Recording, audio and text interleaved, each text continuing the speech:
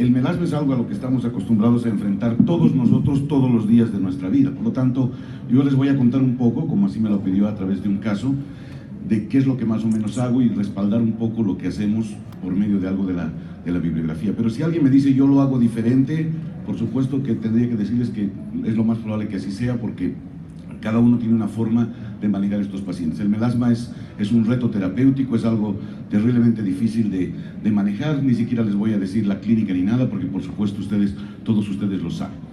Hay cosas que son importantes entender en cuanto a melasma se refiere. Lo primero básicamente es saber, por supuesto, de que el paciente cuando viene, generalmente viene con una afectación importante de su calidad de vida, a pesar de que el melasma no sea una enfermedad que vaya a trascender en general en algo interno o en algo sistémico. Sin embargo, el paciente se siente realmente muy deprimido, a veces también con signos de ansiedad, tiene muy baja autoestima, son pacientes que tienen a veces conceptos equivocados porque vienen a veces acompañados de una gran cantidad de exámenes que se han hecho de estudios hepáticos o renales, etcétera, pensando que acompañan una enfermedad sistémica importante, y por lo tanto, en esa primera instancia es donde nosotros los dermatólogos debemos ganar la confianza del paciente para lograr una adherencia y explicarles cuáles son los motivos, las causas, y por supuesto esta parte de ganar la adherencia del paciente es terriblemente importante para que el paciente pueda continuar con la terapéutica, ¿no es cierto?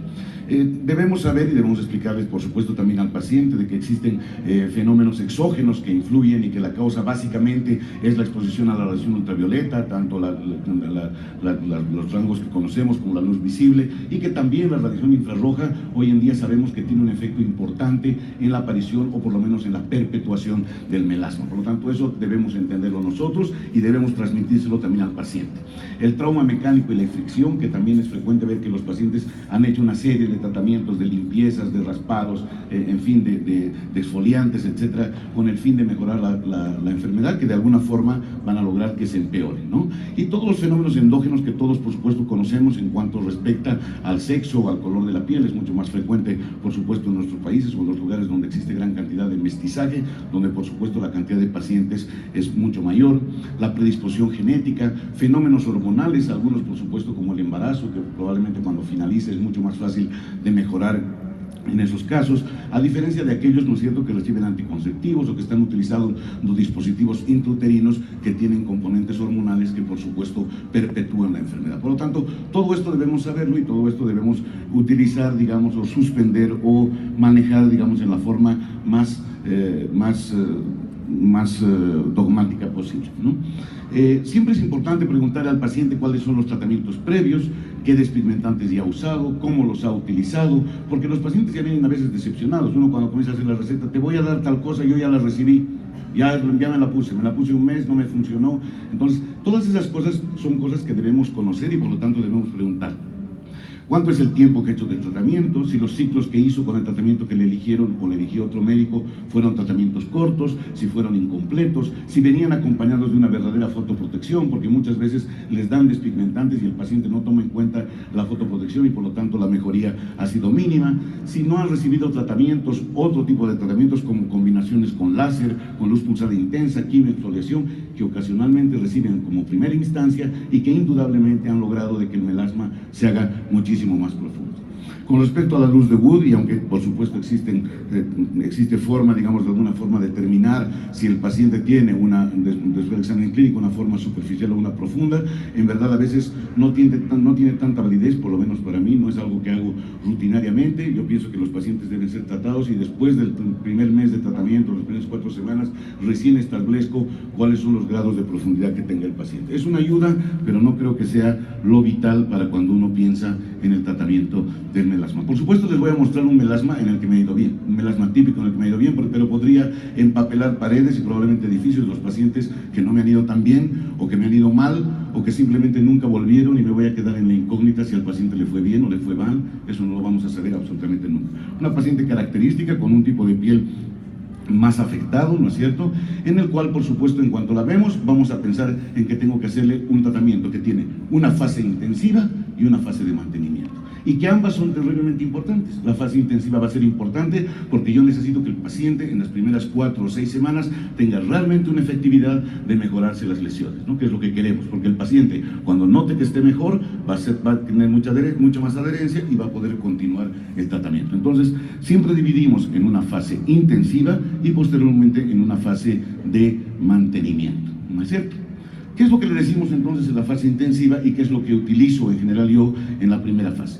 Fotoprotección estricta, hay que ser importante en que el protector solar que elijamos tiene que ser el más adecuado. Recordemos que existe una gran cantidad de estudios basados en los estudios de Henry Lim y otros de un grupo mexicano importante de la doctora Arellano, ¿no es cierto?, en los cuales cuando uno utiliza buenos protectores solares con filtros inorgánicos, la mejoría del melasma es mucho mayor que cuando utilizamos fotoprotectores que no tienen un buen filtro de carácter inorgánico. Entonces realmente es importante utilizar lo que antiguamente llamábamos protectores físicos porque las respuestas son mucho mejores. Y mejor aún si están asociados a una serie de scavengers o de atrapadores de sustancias de oxígeno reactivo, porque sabemos también que esos tienen una mejor protección sobre la radiación infrarroja y por supuesto también sobre lo que es la luz visible. Entonces elegimos un buen fotoprotector solar, les decimos que hagan una reaplicación estricta, hay que ser muy importante en el paciente decirle que la reaplicación debe ser estricta, y por supuesto el gold estándar en el tratamiento de los pacientes con melasma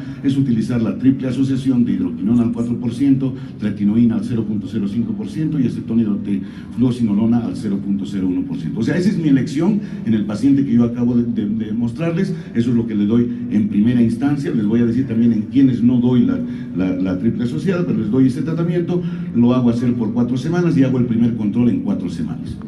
Si el tratamiento está yendo bien, voy a prolongar 4 semanas más sin cambiar de tratamiento, manteniéndonos por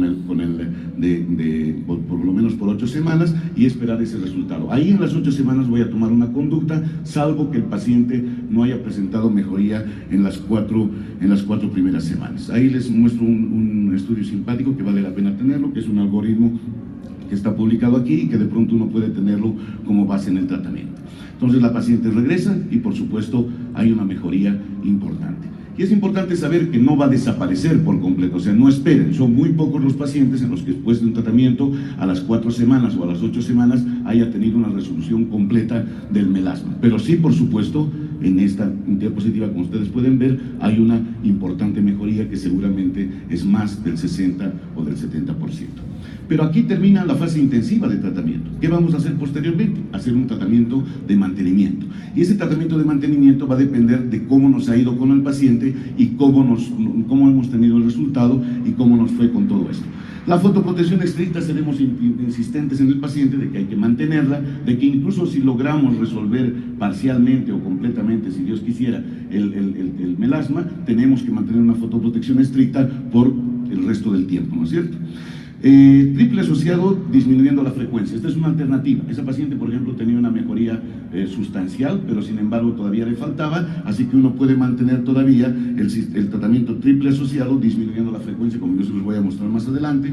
O si has tenido una mejoría que va más allá del 80%, puedes utilizar hidroquinona sola al 4%, ¿no es cierto?, por 4 semanas más, para ver cómo marcha con eso, para no tener que utilizar el triple asociado, donde por supuesto estamos utilizando corticoides.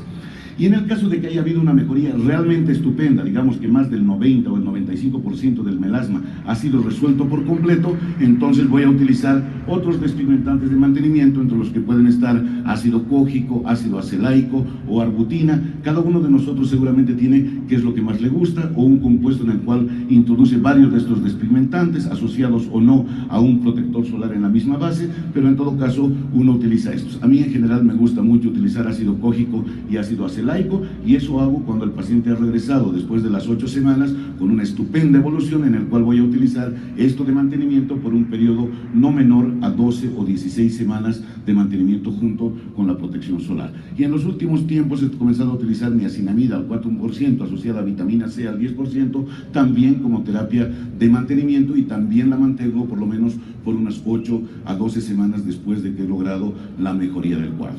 No crean que no hay recidivas, o sea, a veces a pesar de hacer estos sistemas puede haber una pequeña recidiva y uno se ve obligado a volver a la terapia triple asociada.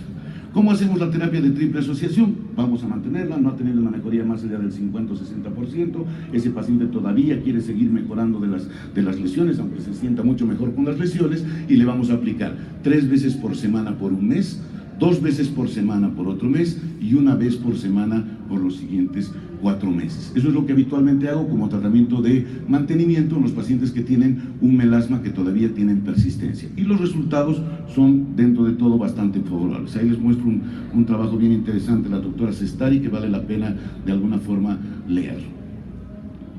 Bien. Pero hay pacientes que vienen y tienen una piel muy oleosa, una piel definitivamente con tendencia acnéica, que tienen además mucha tendencia, ¿no es cierto?, o tiene lesiones, una piel cuperosa, donde uno va a ver que tiene mucha tendencia a ser una rosácea. En esos pacientes jamás utilizo la triple asociación. En esos pacientes hago monoterapia con hidroquinona al 5%, la mando a preparar en una loción o en propilenglicol, porque estos pacientes, si utilizamos la terapia triple asociada, es muy frecuente que desarrollen acné, y entonces, para colmo, sobre que ya viene con la afectación de un melasma, producirle un acné o inducirle una dermatitis periorificial o una rosácea puede ser una complicación importante y va a ir casado con que el paciente abandone el tratamiento. Entonces, en estos pacientes en que tienen piel oleosa y tendencia al acné, no utilizo jamás la terapia de triple asociación. Perdón.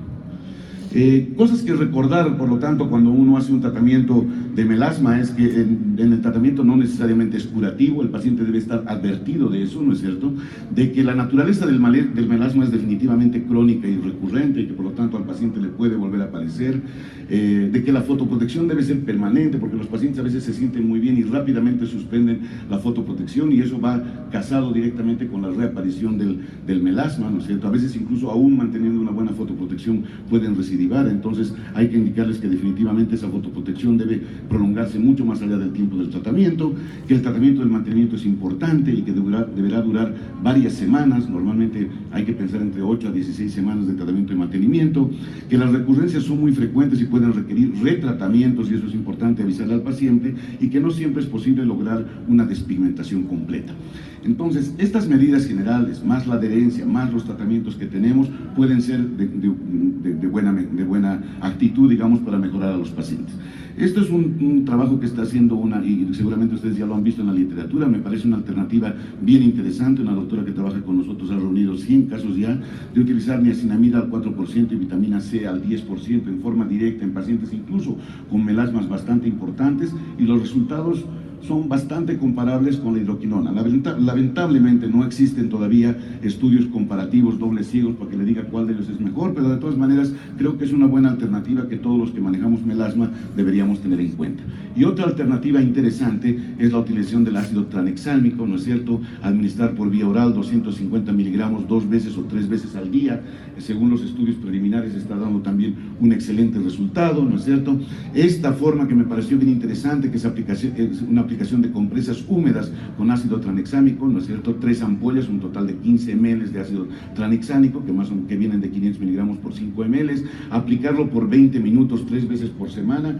En esta publicación hay un seguimiento de aproximadamente 50 pacientes con mejorías que van más allá del 70%, que me parece una alternativa interesante. Y la otra, que es la inyección intradérmica de ácido tranexámico al 0.05 ml en la zona del melasma, con un intervalo de un centímetro entre una y otra aplicación en las zonas. Es una alternativa que también está descrita, ahí les puse las referencias.